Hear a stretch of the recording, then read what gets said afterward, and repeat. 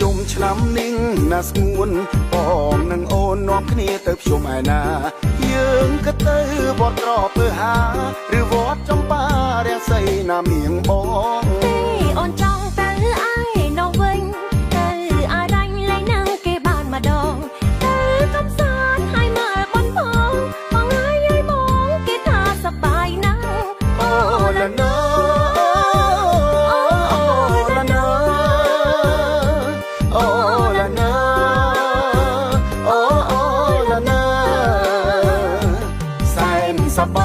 សបាយអោចាឆ្នាំនេះណាយើងសបាយផ្ដាំចង់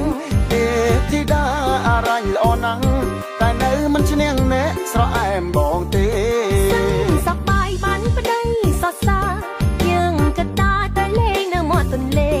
ទៅឲ្យឆ្ងាយផុតពីភ្នែកគេរសៀលទៅទេចាំយើងត្រឡប់វិញអូឡាណូ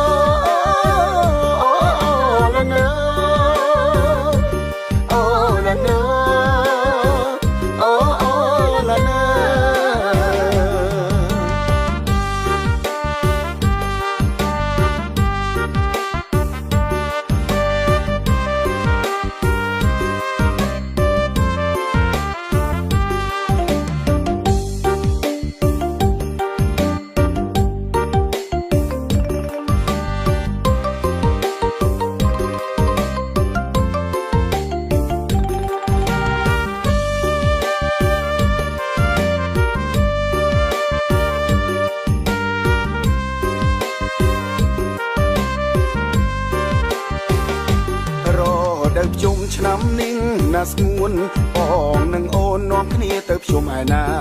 យើងក៏ទៅវត្តក្រពើហាឬវត្តចំបារាសីណាមៀងបង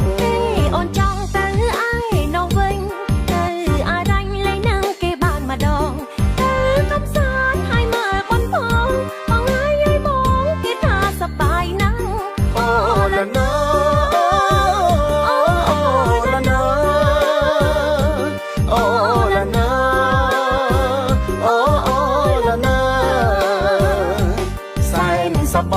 សបាយអោចាឆ្នាំនេះណាយើងសបាយផ្ដាំចង់ទេពធីតាអរញ្ញល្អណាស់តែនៅ